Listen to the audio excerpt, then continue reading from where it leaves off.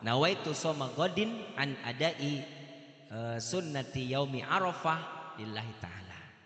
Silakan, itulah amalan-amalan daripada bulan Zulhijjah. Di sini beliau ada 8 poin. Kenapa hari 9 Zulhijjah itu dinamakan Arafah? Setidaknya ada 8 poin yang beliau sampaikan di sini. Yang pertama bahwasanya di hari itu sebuah momentum yang sangat bersejarah, bernilai, karena pada saat Nabi Adam dan Siti Hawa tinggal di surga kemudian diusir dan dipertemukan oleh Allah, ya, dipertemukan oleh Allah itu di tanah Arafah. Tuh. Jadi Nabi Adam dan Siti Hawa ketika diusir dari surga ke dunia itu terpisah. Dalam waktu yang panjang mereka menanti akan ingin ketemu. Atas izin Allah mereka dipertemukan di tanah Arafah. Makanya pada wukuf Arafah semua jamaah haji tanpa kecuali berbagai macam negara, warna kulit, semua bersatu, bertemu, berkumpul gitu. Kemudian pada pertemuan itu keduanya menjadi tahu Arafah. Nah, maka dikenal Arafah antara satu dengan lainnya. Artinya ketika mereka diusir dari Allah dari surga ke dunia, kemudian mereka mencari satu dengan lainnya dan akhirnya ketemu di tanah Arafah sehingga mereka mengenali satu dengan lainnya, maka disebutnya adalah Arafah. Itu yang pertama. Yang kedua, malaikat Jibril satu ketika mengajarkan tata cara melaksanakan ibadah haji kepada Nabi Adam. Dan di saat itu ketika sampai di tanah Arafah, Jibril berkata kepada Nabi Adam, apakah engkau sudah tahu? Maksud tata cara ibadah haji gitu. Nabi Adam menjawab, ya saya sudah tahu. Lagi-lagi kalimat Arafah muncul. Karena Arafah tadi pengertiannya pengetahuan atau tahu gitu ya. Kemudian yang ketiga sama pada peristiwa Nabi Ibrahim alaihissalam mengetahui kebenaran mimpi yang tadi di awal saya katakan. Di malam 8 dia mimpi, dikenal dengan malam tarwiyah. Malam 9-nya dia bermimpi kembali. Dan di situ dia tahu bahwa itu mimpi bukan dari setan gitu, tapi datangnya dari Allah. Maka di saat itu dikenal dengan hari Arafah, karena Nabi Ibrahim tahu mimpi yang beliau alami pada malam sebelumnya itu memang semata-mata dari Allah, bukan dari setan gitu. Kemudian pada saat itu Nabi Ibrahim sempat ragu, maka di malam 8-nya berpikir, merenung. Nah ketika mimpi lagi di malam 9-nya sehingga dia punya kesimpulan. Jadi tahu bahwa itu mimpi datangnya dari Allah. Kemudian pada hari itu juga malaikat Jibril mengajarkan tata cara melaksanakan ibadah haji kepada Nabi Ibrahim. Sebelumnya kepada Nabi Adam.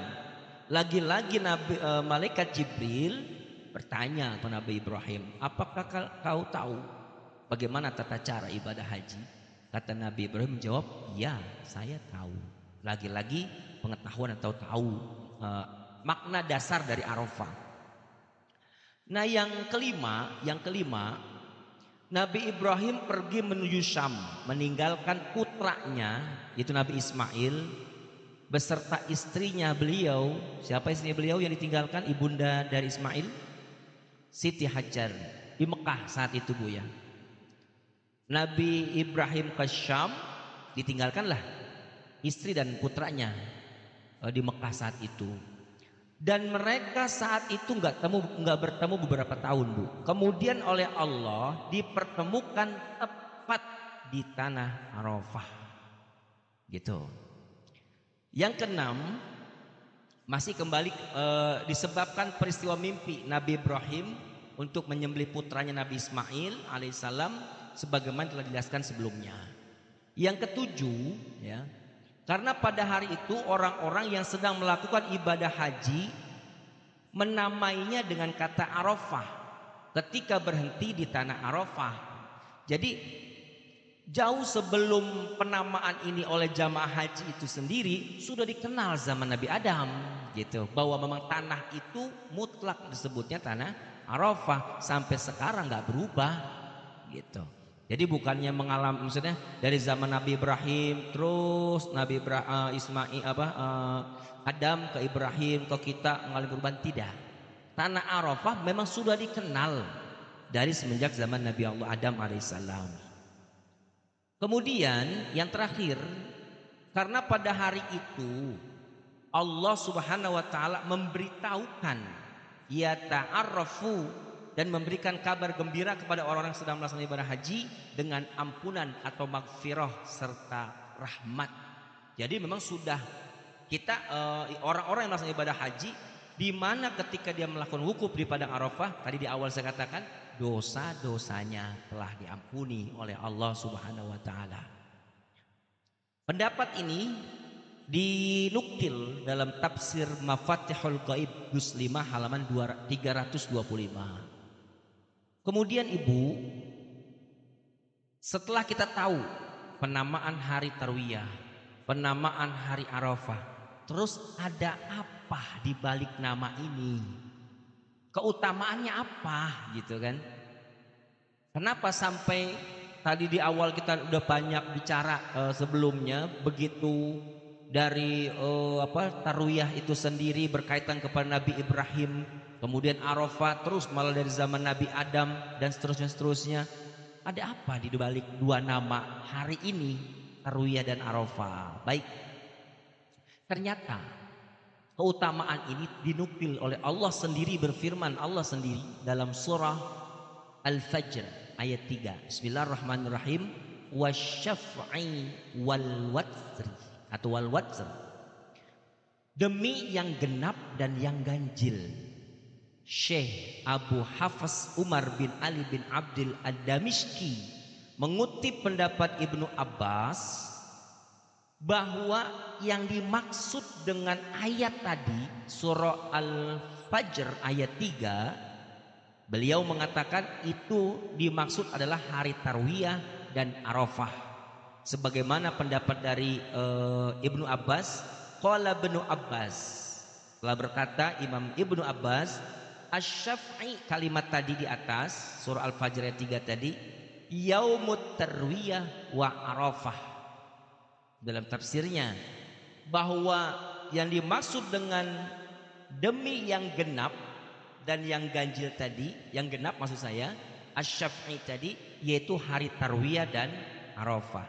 Wal watsrinya, hari ganjilnya, yaumun nahr, yaitu hari pemotongan hewan kurban, gitu ya, atau udhiyahnya, gitu.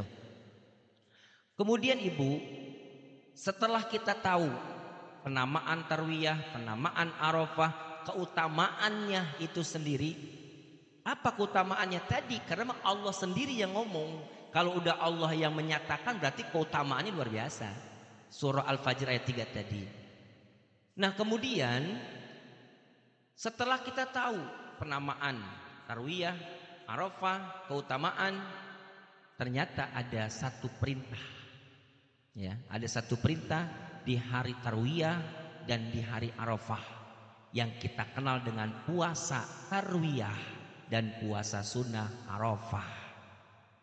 Walaupun nanti di sini kita pahami Bu nih, dalil-dalil yang selama ini beredar di kalangan kita itu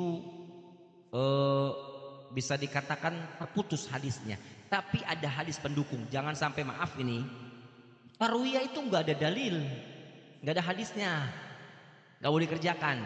Kita pahami. Baik,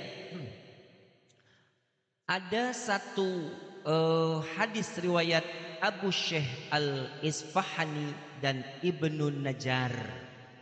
Hadisnya begini: Saumu yaumut tarwiyah kafaratun sanatan wa saumu yaumu arafah kafaratu sanatain. Siapa orang yang berpuasa di hari tarwiyah, maka dosa 1 tahun diampuni oleh Allah.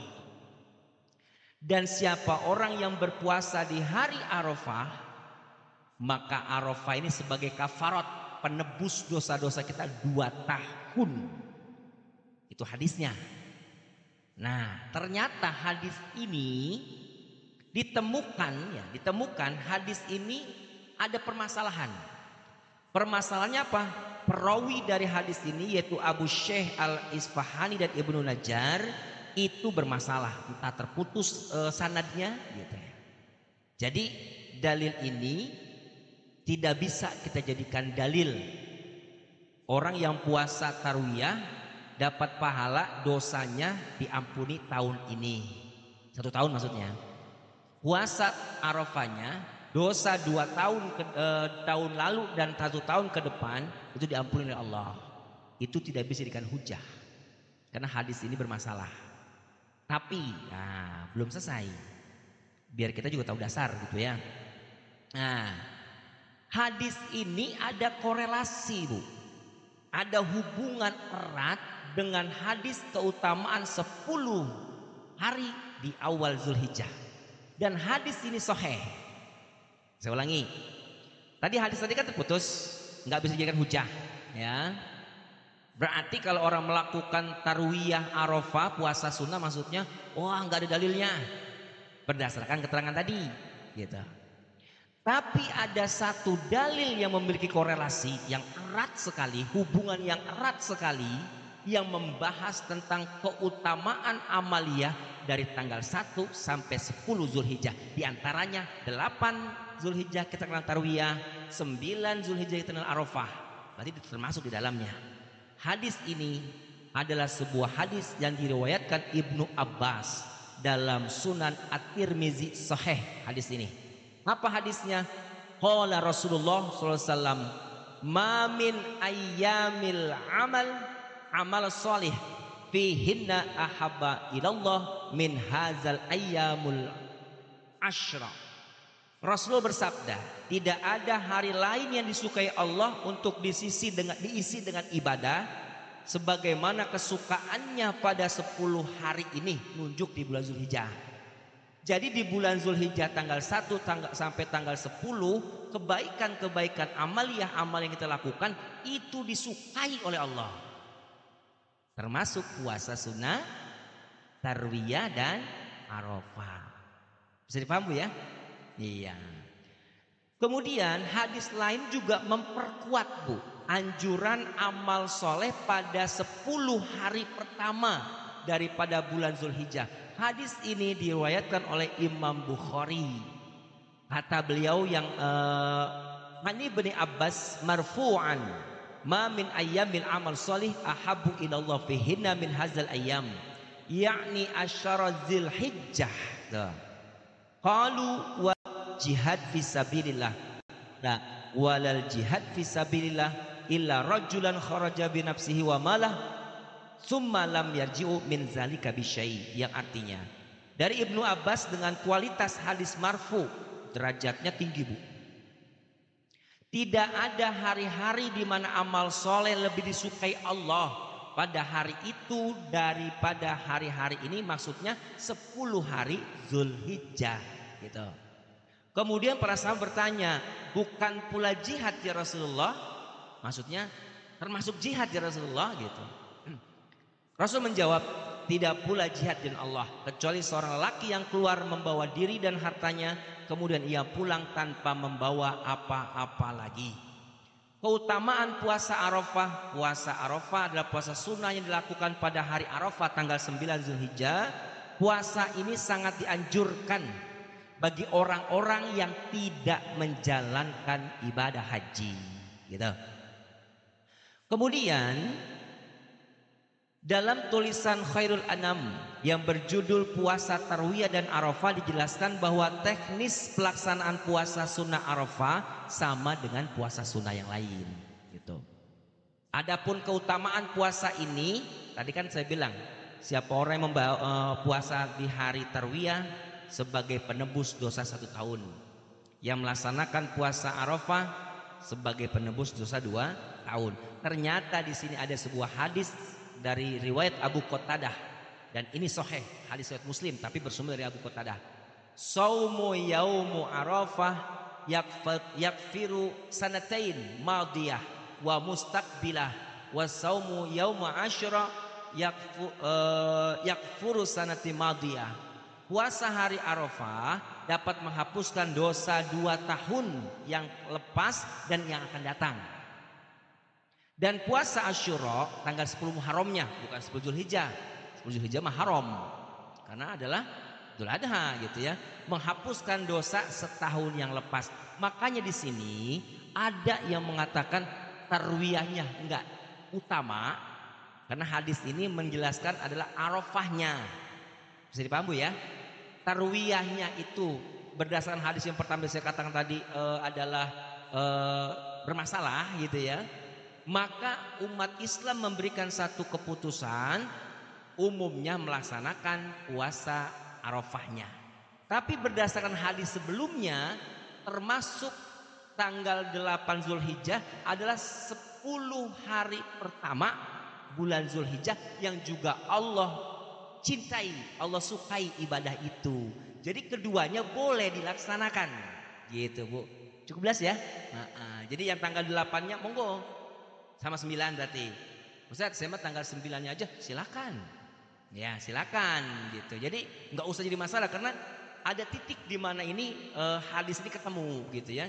Walaupun tadi hadis tadi itu yang bermasalah tadi Tarwiyah dan Arafah dikumpulkan itu bermasalah. Ternyata ada hadis lain yang tersebut ada korelasi sehingga ada anjuran. Karena siapa orang yang melakukan amal soleh di 10 hari pertama dari 1 sampai 10 maksud saya di bulan Zulhijjah, ibadah itu Allah sukai, Allah cintai. Pengen tentunya kita dicintai Allah, maka boleh kita puasa tarwiyah. Yang hanya ngambil Arafahnya juga silahkan. Karena hadis yang diriwayatkan oleh Imam Muslim, siapa orang yang melaksanakan puasa Arafah penebus daripada dosa 2 tahun yang lepas dan yang akan datang. Jadi kalau kita mau melakukan kedua-duanya silahkan. Tarwiyah silahkan dengan Arafah, atau Arafahnya saja silahkan. Makanya nanti kita ada kegiatan tuh di hari 9 Zulhijjah, Arafah. Anak-anak kita suruh pada puasa gitu ya. Ya, memang dari tahun sebelumnya begitu, anak-anak kita suruh puasa.